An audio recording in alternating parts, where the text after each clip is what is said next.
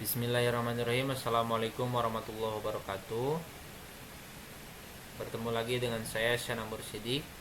Di sini saya akan mempresentasikan tugas DSKC saya, Dasar Sistem Kendali Cerdas, yang diampu oleh Ibu Ari Yuliati, STMT.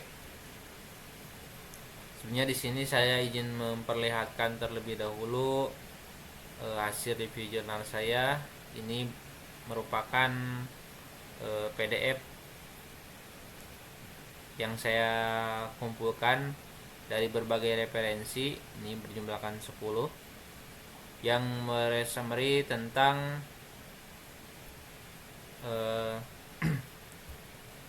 artikel yang berkaitan dengan fuzzy logic ya.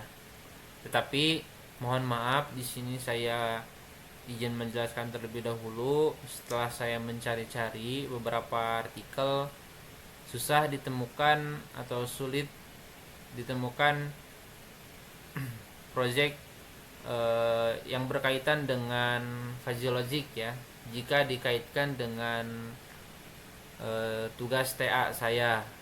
Jadi di sini saya hanya menemukan satu, yaitu yang berkaitan dengan pendeteksi jumlah pengunjung yang memasuki suatu ruangan, atau di sini saya mengambil topik rencana judul skripsinya itu pendeteksi jumlah pengunjung, jumlah penumpang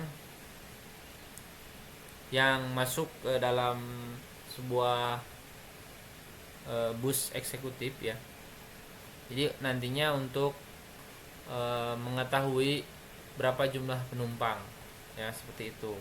Nah, intinya kan berarti yang berhubungan dengan sensor fotodioda ya, atau intinya dengan menghitung jumlah gitu. Nah, saya cari-cari ternyata yang berhubungan dengan fuzzy logic itu cukup susah ya. Jarang ada yang sesuai seperti itu kalau terkhusus dalam topik yang saya cari ya, disesuaikan dengan judul TA. Nah, baik, di sini saya akan menjelaskan terlebih dahulu yang berhubungan dengan fuzzy logic ya, yaitu di sini ada pendeteksi artikel nomor 10, pendeteksi jumlah pengunjung perpustakaan IAIN Jember dengan menggunakan metode fuzzy time series ya. Ini yang berhubungan dengan fuzzy logic. Ini diterbitkan pada bulan Juni 2020. Di sini penulisnya itu yang pertama Nurul Afifah, yang kedua Nurul Aini, yang ketiga Muhammad Mukhlis. Nah, permasalahannya yaitu perpustakaan yang fasilitasnya tidak sebanding dengan jumlah mahasiswa gitu ya. Kemudian di sini ada solusi berupa analisa gitu ya. Di sini menganalisa penambahan mahasiswa yang memasuki perpustakaan pada bulan yang sama di tahun yang berbeda menggunakan metode fuzzy logic time series. Jadi permasalahan yang saya dapatkan dari jurnal dari artikel ini, jadi permasalahannya itu pada intinya fasilitas perpustakaan itu tidak sebanding dengan jumlah mahasiswa yang masuk gitu. Jadi tiap tahun itu ada penambahan gitu. Nah, dari sini si peneliti itu menganalisa berapa sih jumlah yang masuk ya, jumlah mahasiswa baru yang memasuki perpustakaan ini, seperti itu. Nah, kemudian di sini ada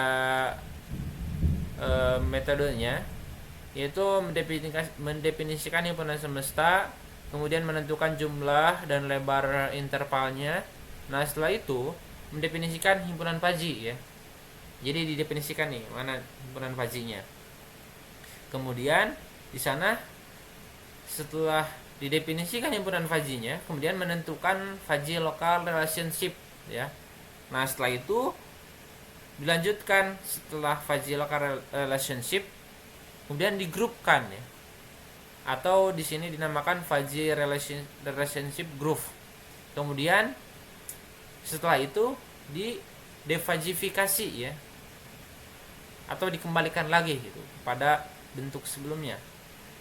Nah, kemudian setelah diverifikasi, maka data hasil pendeteksian itu diekstrak dan ditinjau hasil kesalahannya itu berapa gitu menggunakan AFR ya.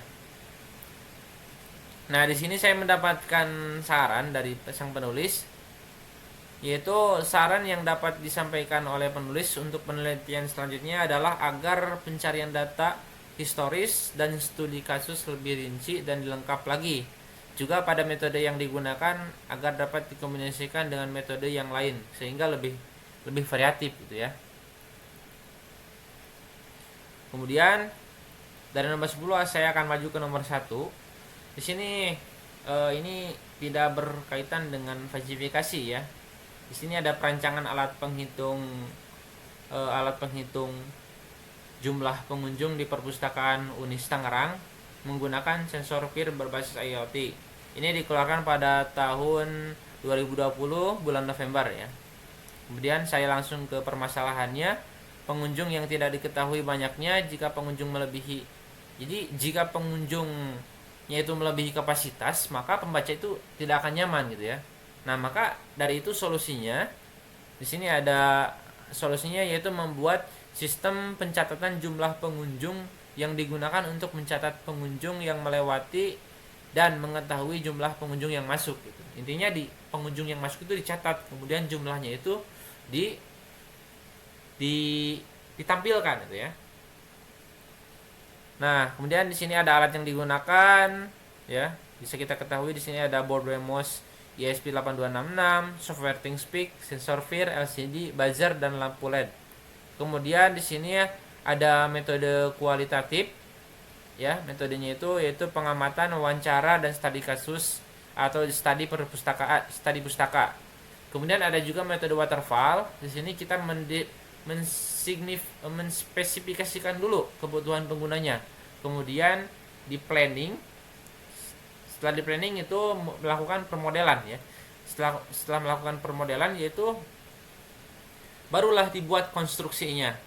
Kemudian setelah dikonstruksi maka disosialisasikan kepada para pengguna ya. Nah, setelah itu yang diakhiri dengan dukungan pada perangkat lunak yang lengkap yang dihasilkan oleh sistem ini ya. Jadi nantinya output dari sistem ini berupa aplikasi ya, berupa tampilan, maksudnya tampilan dari perangkat lunak yang kita dapat melihat gitu ya, berapa jumlah pengunjung yang masuk. Nah, setelah itu nanti pihak perpustakaan itu akan mengevaluasi gitu ya. Jadi apa yang harus ditambahkan, apa yang harus ditingkatkan gitu dalam kinerja perpustakaan itu. Kemudian di sini ada cara kerjanya. Pertama, sistem itu dinyalakan dan langsung menginisiasi komponen seperti FIR, LCD, buzzer, lampu LED. Nah, yang kedua, proses menentukan jumlah pengunjung. Ya, di sini ditentukannya itu 0 terlebih dahulu ya. Kemudian yang ketiga, mikrokontroller membaca input dari sensor PIR pada pintu masuk dan keluar. Yang keempat, jika pengunjung masuk, buzzer akan berbunyi dan jika kapasitasnya mendekati penuh, maka lampu LED akan menyala. Kemudian data pengunjung yang masuk akan ditampilkan di LCD dan dikirim ke ThinkSpeak. Begitupun untuk pengunjung yang keluar ya. Jadi pengunjung yang keluar juga didata nanti oleh microcontroller dan nantinya akan melakukan pengurangan gitu ya. Yang kelima, jika pengunjung sudah mencapai kapasitas maksimal, maka buzzer akan berbunyi. Seperti itu. Kemudian yang kedua, di sini ada prototipe penghitung jumlah pengunjung yang berada di dalam kebun binatang berbasis microcontroller. Ini dikeluarkan pada tahun 2017.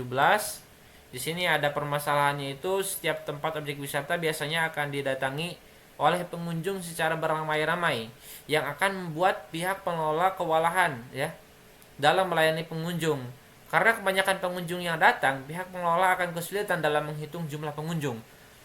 Selain menghitung jumlah pengunjung, pihak pengelola juga harus mengetahui berapa jumlah pengunjung yang masih ada di dalam tempat wisata itu ya.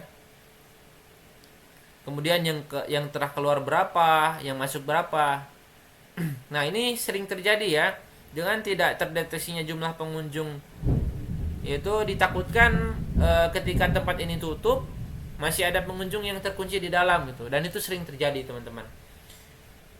Nah, kemudian di sini penulis memberikan solusi, yaitu penghitung jumlah pengunjung yang berada di dalam kebun binatang berbasis microcontroller. Dengan adanya alat ini diharapkan pengunjung lebih merasa aman dan nyaman dengan adanya pemantauan dari pihak pengelola tempat wisata, serta pengawas juga bisa memantau apakah pengunjung sudah keluar atau masih ada yang tertinggal di dalam area wisata gitu ya. Hal ini mungkin dapat mengantisipasi jumlah pengunjung yang sangat banyak dengan cara menambahkan pintu gerbang atau yang lainnya itu diperbanyak gitu ya, dengan cara ini ya.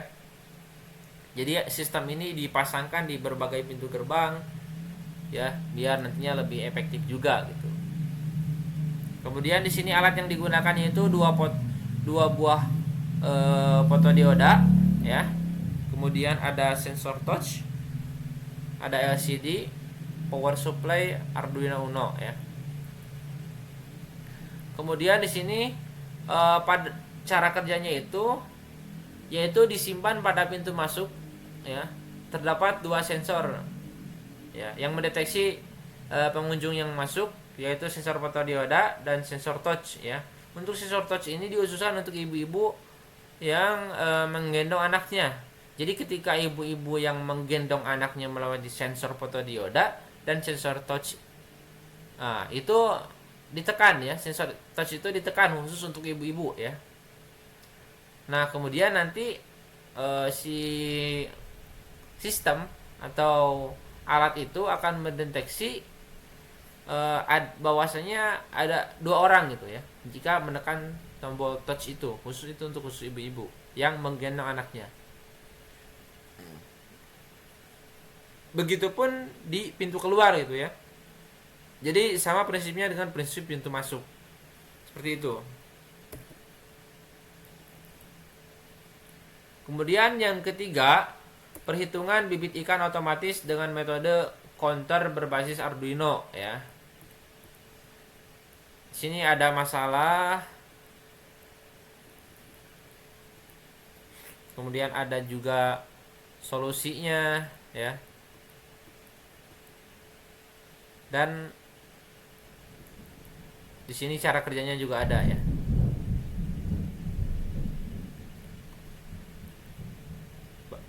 Nah, oke.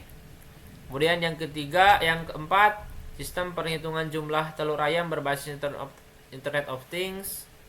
Hampir sama ya. Di sini dibutuhkan alat yang dapat mendeteksi jumlah telur. Membuat sebuah alat yang dapat mendeteksi telur. Kemudian yang kelima, rancang bangun prototipe sistem smart parking berbasis IoT menggunakan node MCU ESP8266. Ini dikeluarkan pada tahun 2021. Kemudian sistem penghitung jumlah orang otomatis pada pintu masuk berbasis sensor ultrasonik dan mikrokontroler Arduino Uno dengan metode Bayes. Ini metode Bayes ya. Kemudian ada juga alat penghitung kapasitas penumpang dan pemberitahu lokasi pada angkutan kota cerdas menggunakan jaringan GSM.